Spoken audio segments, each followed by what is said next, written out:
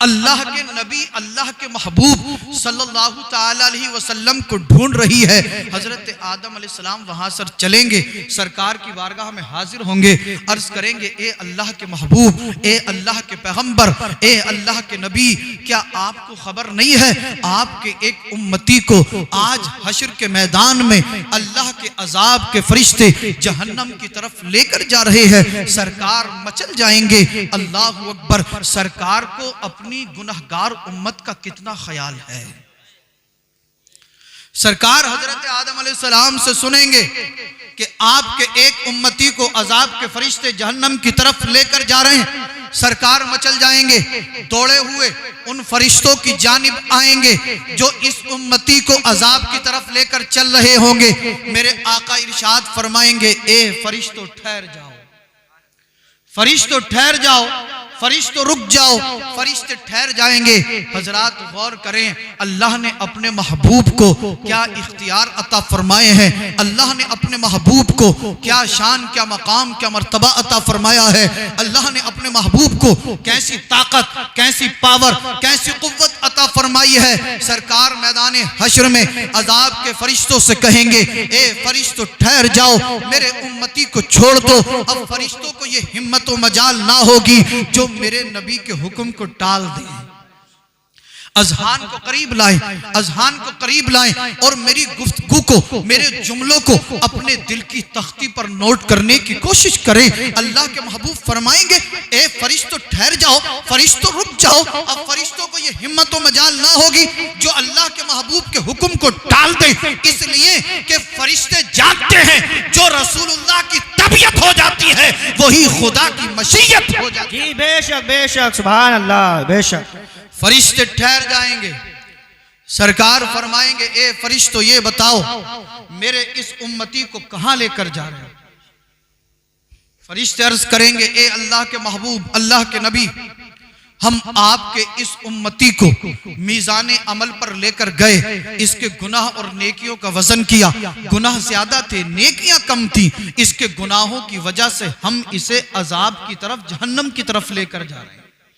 सरकार फरमाएंगे फरिश्तों चलो, दोबारा इसे मीज़ान अमल पर लेकर चलो, मेरे सामने इसके गुनाह और नेकियों का वजन करो।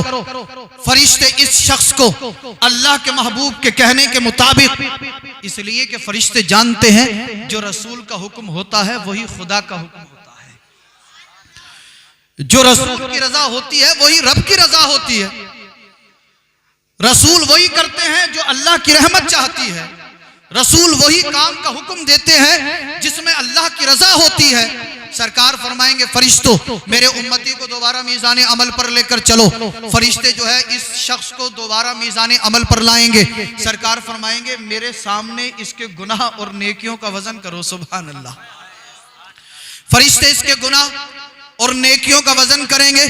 जब दोबारा इसके गुनाह और नेकियों का वजन किया जाएगा, फिर गुनाह ज्यादा है, नेकियां कम है। सरकार मुलाजा फरमा रहे होंगे मेरे इस उम्मती के गुनाह ज्यादा है, नेकियां कम है। अल्लाह के महबूब जब ये देखेंगे गुनाह ज्यादा है, इसके नेकियां कम है, सरकार अपने दस्ते मुबारक को अपनी जेबे मुबारक में डालेंगे और एक नूरी कागज के टुकड़े को निकालकर इसकी नेकियों में शामिल कर देंगे।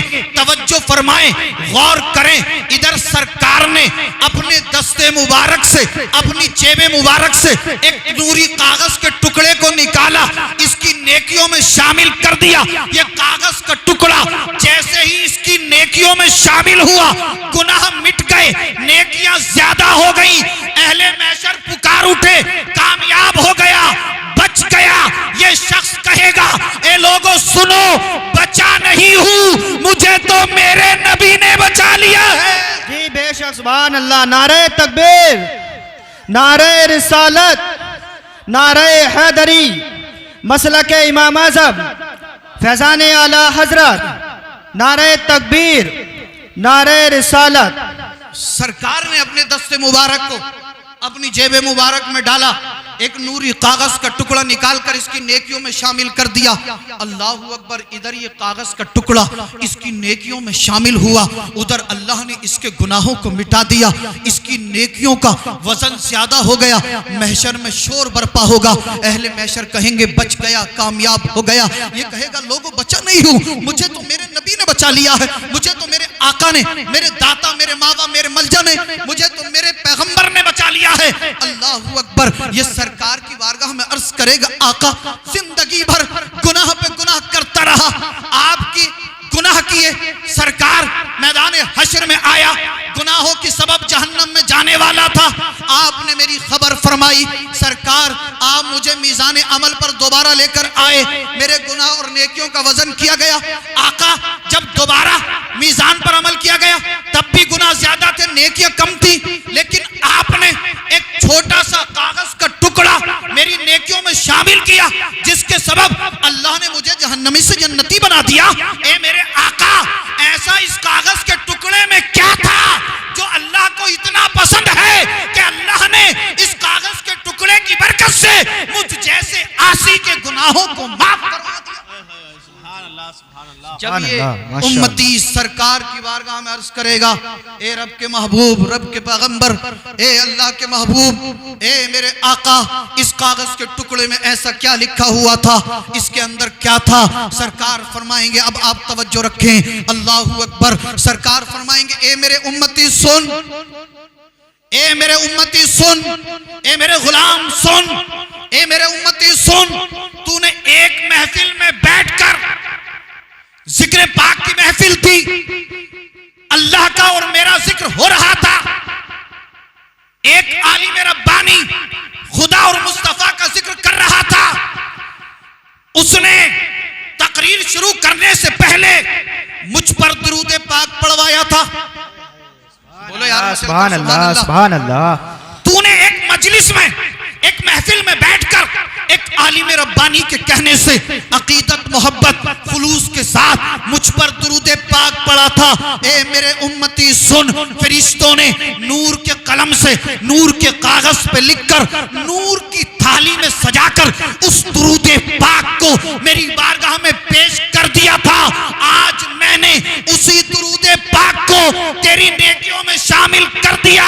ये उसी दुरूद पाक की बरकत है कि अल्लाह ने तुझे जहन्नमी से जन्नती बना दिया। हाय हाय, सुभान अल्लाह, सुभान अल्लाह, माशा अल्लाह। नारे तकबीर, नारे रिसालत, नारे हैदरी, सैयद रिजवान मियां साहब किबला।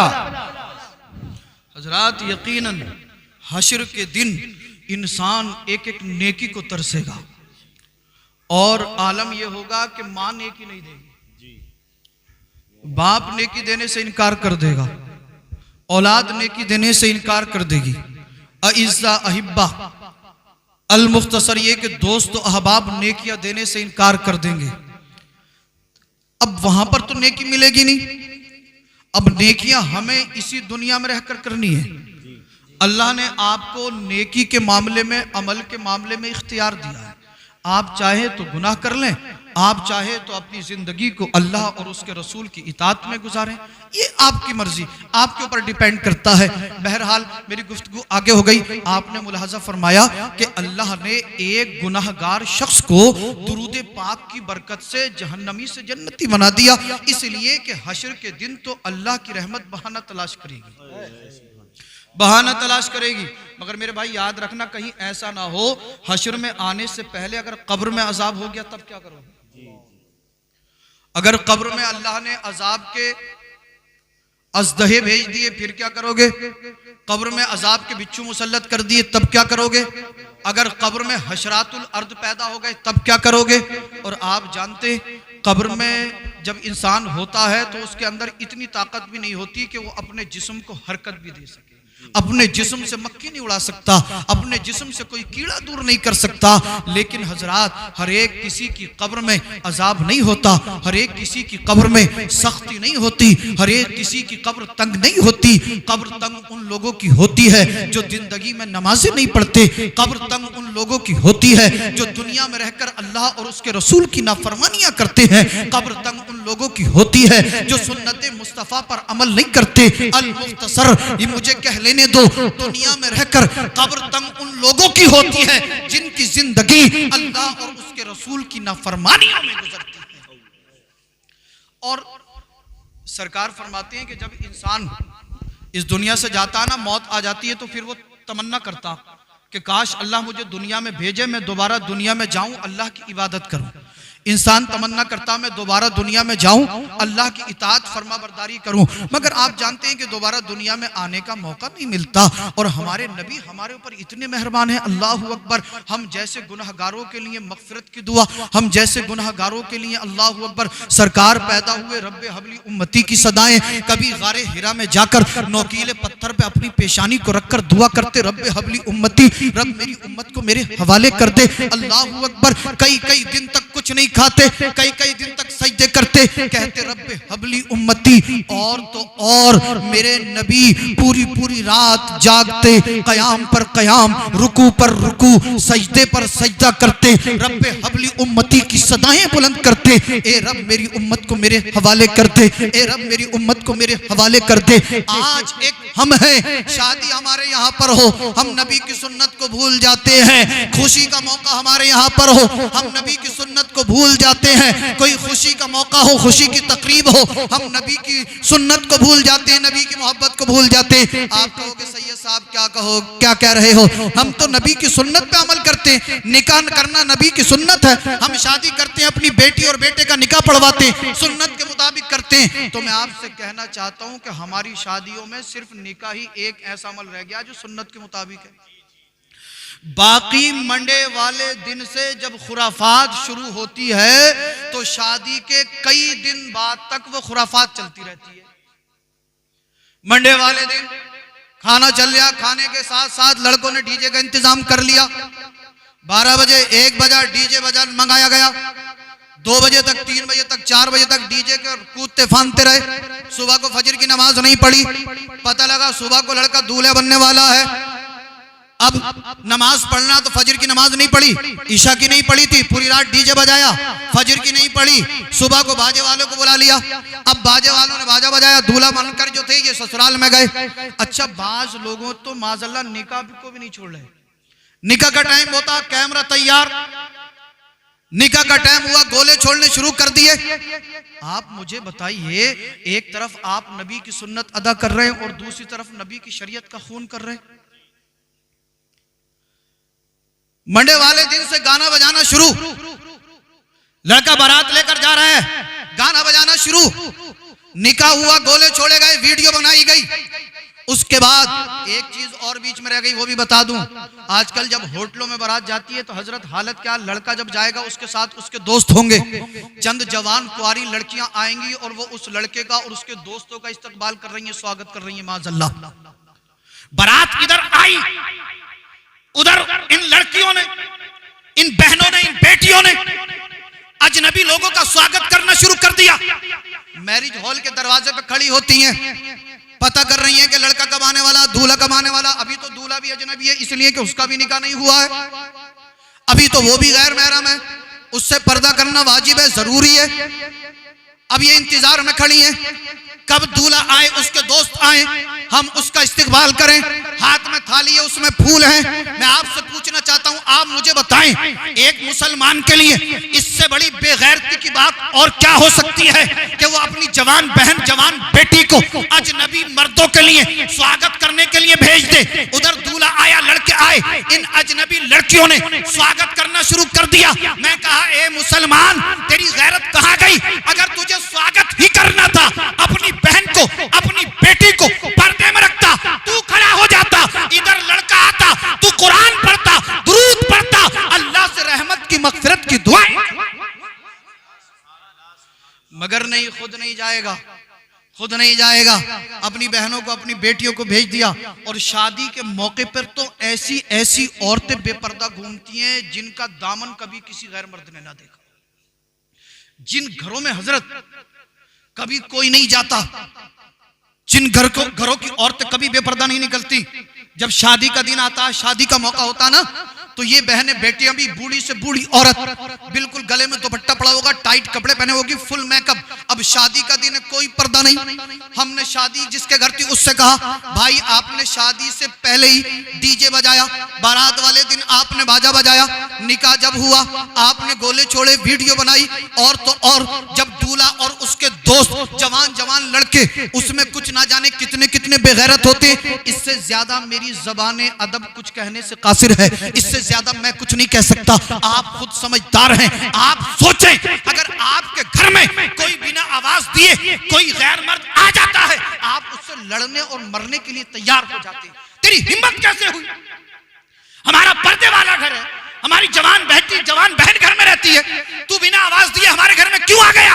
मगर जब शादी होती है, दूल्हा आ रहा है, उसके दोस्त आ रहे हैं, तो मैरिज हॉल के दरवाजे पर अपने अपनी बहनों को, बेटियों को उनके लिए भेज दिया, उनका इस्तेमाल करने के लिए भेज दिया। अरे जिसकी जवान बेटी, जवान बहन, जवान बीवी बेपर्दा होकर अजनबी मर्दों का स्वागत करती हो, उसके घर में हरगिज अल्लाह की रहमत और बरकत नहीं हो सकती।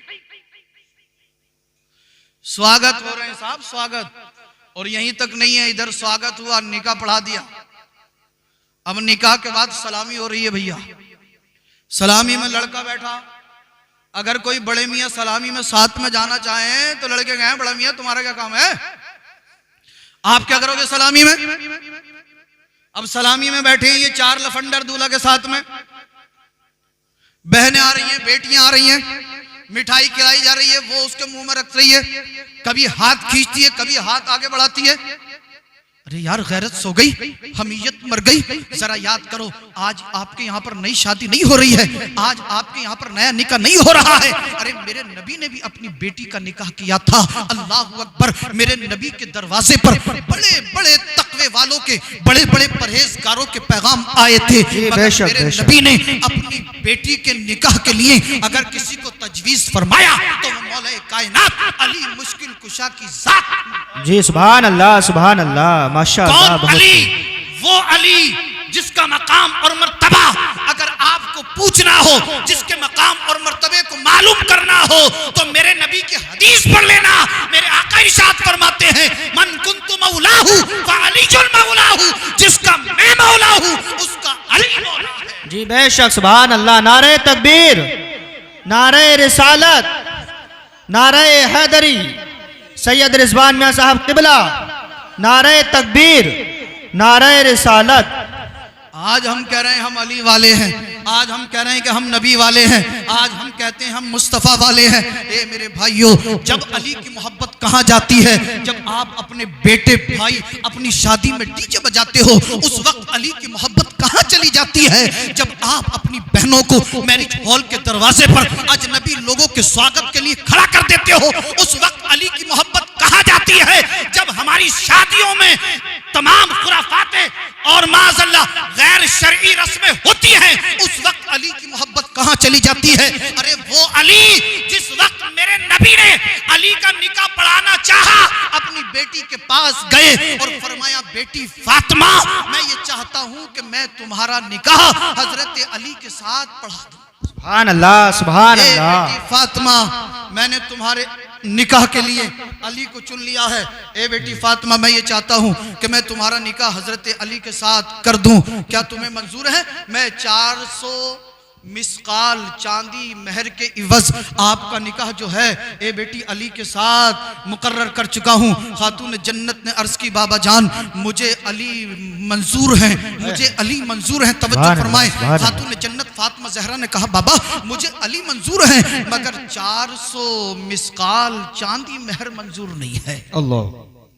दो रिवायतें इसमें, एक जामेउल मौजज़ात के अंदर लिखी हुई है, पहले आप दूसरी रिवायत सुन लें। जब मेरे सरकार ने अली के साथ खातून जन्नत फातिमा ज़हरा का निकाह मुकर्रर कर दिया, उसके बाद मेरे नबी अपनी बेटी फातिमा ज़हरा के पास आए और कहा, ए बेटी, मैंने तेरा निकाह हजरत अली के साथ 400 मिसकाल चांदी के इवज मुकर्रर कर दिया है। अल्लाह अकबर। खातून जन्नत ने हाँ कर दी, खातून जन्नत राजी हो गई। अब हजरत अली को बुलाया, तवज्जो रखें, हजरत अली को बुलाया, हजरत अली को। मेरे आका ने फरमाया, ए अली, तुम्हारे पास महर अदा करने के लिए कुछ है? अली अर्ज करते हैं आका मेरे पास तो कुछ नहीं है, मेरे पास तो ना दिरहम है ना दिनार है। मेरे आका ने इरशाद फरमाया ए अली मैंने तुम्हें एक ज़िरा दी थी, एक ज़िरा अता की थी। अर्ज करते हैं आका वो ज़िरा तो मेरे पास है।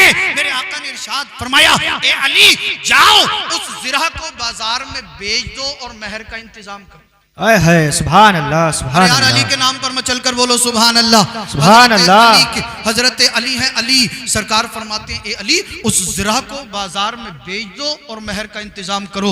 हजरत अली फरमाते हैं कि मैं उस ज़िरा को लेकर बाजार में पहुंचा, मगर लोग खरीदार तो थे मगर 400 मिसकाल चांदी देने के लिए कोई तैयार ना हुआ। किसी ने 400 मिसकाल चांदी में वो ज़िरा ना खरीदी। आखिर में मैं उस्मान गनी ज़ुन्नूरैन के यहाँ पर पहुंचा। हजरत उस्मान गनी ज़ुन्नूरैन बैठे हुए थे, देखा अली आ रहे हैं, अदब में खड़े हो गए। कहा अली कैसे आए? कहा ए उस्मान गनी ज़ुन्नूरैन सुनिए, मेरा निकाह खातून जन्नत फातिमा ज़हरा रदी अल्लाहु अन्हा के साथ तय कर दिया गया है। मेरा निकाह खातून जन्नत फातिमा ज़हरा रदी अल्लाहु अन्हा के साथ पैगंबर आज़म ने मुकर्रर कर दिया है, मगर मेरे पास महर अदा करने के लिए रकम नहीं है। सरकार ने ये ज़िरा मुझे अता की और फरमाया इस ज़िरा को बेच दो। इस ज़िरा को बेचने के बाद 400 मिसकाल चांदी का इंतजाम करो जो खातून जन्नत का महर है। मगर ए उस्मान गनी तमाम बाजार में मैं घूम आया, किसी ने ये ज़िरा 400 मिसकाल चांदी में ना खरीदी। आखिर में मेरे आका ने ये कहा था ए अली अगर 400 मिसकाल चांदी के इवज इस ज़िरा को कोई ना खरीदे तो तुम मेरे दोस्त उस्मान गनी के यहाँ पर चले जाना और 400 मिसकाल चांदी के बदले में इस ज़िरा को हजरत उस्मान गनी को बेच देना। सुभान अल्लाह सुभान अल्लाह हजरत माशाअल्लाह। उस्मान गनी मुस्कुराए और मुस्कुराकर कहा ए अली क्या मेरे आका ने ऐसे ही फरमाया था? कहा हाँ सरकार ने ऐसे ही फरमाया था। हजरत उस्मान गनी उठे, 400 मिसकाल चांदी ली और चांदी हजरत अली के हवाले कर दी। हजरत अली ने वो ज़िरा जो थी, हजरत अली ने वो ज़िरा उस्मान गनी ज़ुन्नूरैन को दे दी। अब आप मुलाहजा करें, हजरत अली चलने वाले थे, उस्मान गनी ज़ुन्नूरैन कहते हैं ए अली ठहर जाओ, अभी कहाँ जाते हो? अरे मैं बहुत खुश हूँ इसलिए कि इस ज़िरा को खरीदने के लिए अल्लाह के नबी ने मुझे ही मुकर्रर फरमाया है। सुभान अल्लाह सुभान अल्लाह माशाअल्लाह। मेरे नबी ने, मेरे आका ने, मेरे पैगंबर ने इस ज़िरा को खरीदने के लिए तुम्हें मेरे पास भेज दिया। ए अली मैं खुश हूँ, ये 400 मिसकाल तो इस ज़िरा को खरीदने के हैं और ये 400 मिसकाल चांदी में खुश होकर तुम्हें नजराने में दे रहा है। सुभान अल्लाह माशाअल्लाह सुभान अल्लाह। मिसकाल चांदी इस ज़िरा की कीमत है और अली सरकार ने आपको मेरे पास भेजा। ये खुश होकर सरकार का आपको मेरे पास भेजना मुझे इससे बड़ी ये मुझे बहुत बड़ी सआदत लगी। ए अली अल्लाह के महबूब ने आपको मेरे पास भेजा, इस खुशी में मैं 400 दिरहम आपको ये और दे रहा हूँ। हजरत अली चलने लगे, हजरत अली चलने लगे। अल्लाह अकबर। हजरत अली जब चले तो उस्मान गनी ज़ुन्नूरैन ने कहा ए अली कहाँ जा रहे हो? ये अपनी ज़िरा तो लेते जाओ।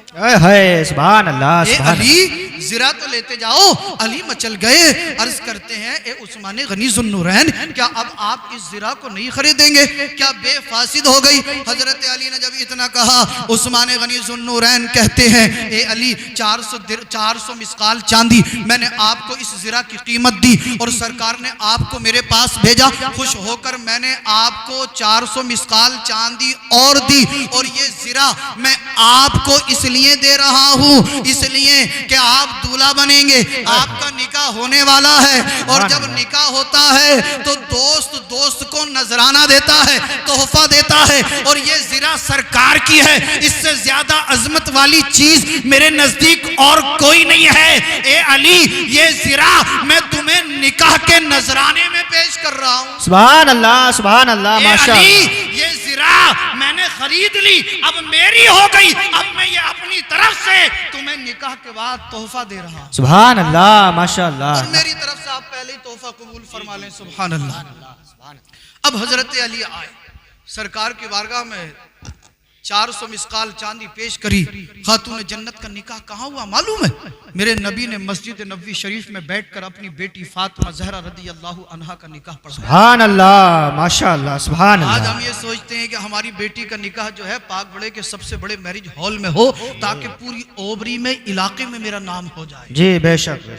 आज मुसलमानों की सोच ये कि मैं अपनी बेटी की शादी जोया के अमरोहा के संबल के सबसे बड़े मैरिज हॉल में, सबसे बड़े होटल में करूं, ताकि इलाके के लोग, आसपास के लोग, अतराफ के लोग, कुर्ब जवानिब के लोग ये समझ लें कि ओबरी के अंदर एक ऐसा सेठ है, ओबरी के अंदर एक ऐसा मालदार आदमी है कि उसने इस इलाके के मुरादाबाद मंडल के सबसे बड़े होटल में, मैरिज हॉल में शादी की है।